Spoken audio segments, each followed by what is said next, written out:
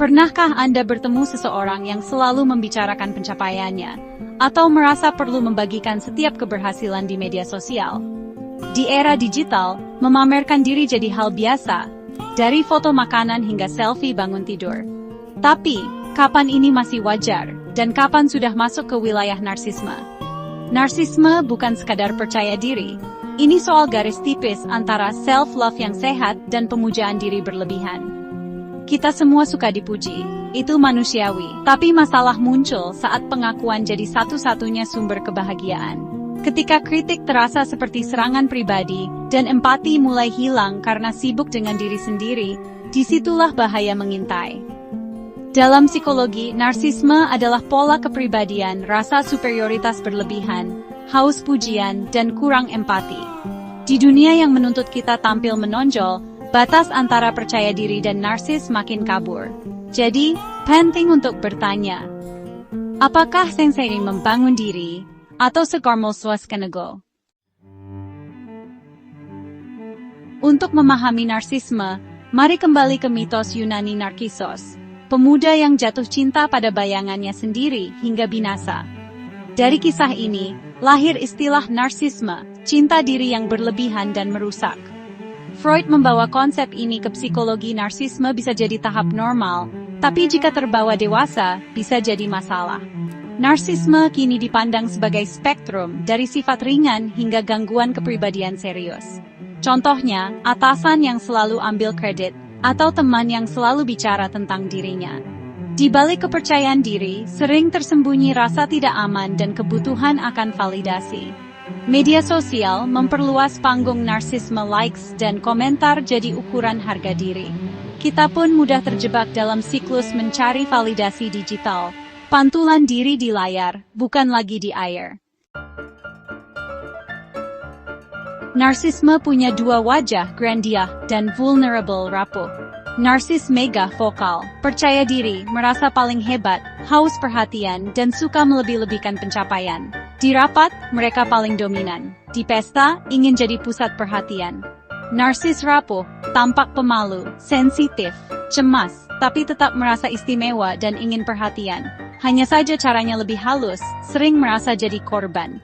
Keduanya sama-sama berpusat pada diri sendiri dan sulit berempati. Narsis megah menutupi kerapuhan dengan arogansi, sedangkan narsis rapuh menggunakan kelemahan untuk memanipulasi.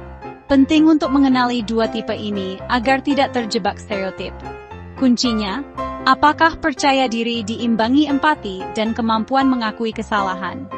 Dengan memahami dua sisi ini, kita bisa lebih waspada terhadap hubungan yang tidak sehat.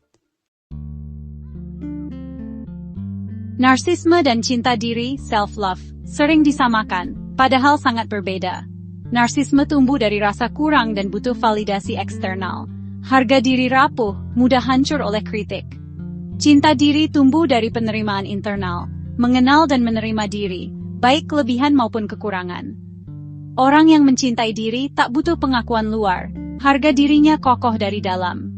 Narsisme bersifat kompetitif dan eksploitatif. Cinta diri bersifat welas asih dan suportif. Seorang narsis berkata, lihat betapa hebatnya aku dibanding kamu. Self-love berkata, aku bangga pada diriku, dan ikut bahagia atas keberhasilanmu. Bedanya ada pada empati dan koneksi. Tanyakan pada diri, apakah saya marah saat dikritik, iri pada keberhasilan teman, merawat diri untuk pujian atau untuk kebaikan diri sendiri. Tak ada yang lahir sebagai narsis. Sifat ini terbentuk dari genetik, lingkungan, dan pengalaman. Pola asuh ekstrem bisa memicu narsisme, pujian berlebihan tanpa ajaran kerendahan hati, atau sebaliknya, pengabaian dan kritik kejam. Anak yang selalu dipuji bisa tumbuh merasa superior, yang selalu direndahkan bisa membangun narsisme sebagai pelindung ego. Narsisme kadang jadi topeng untuk luka batin dan rasa malu. Budaya individualis dan media sosial juga berperan sukses. Personal branding dan selebritas sering menormalkan perilaku narsistik.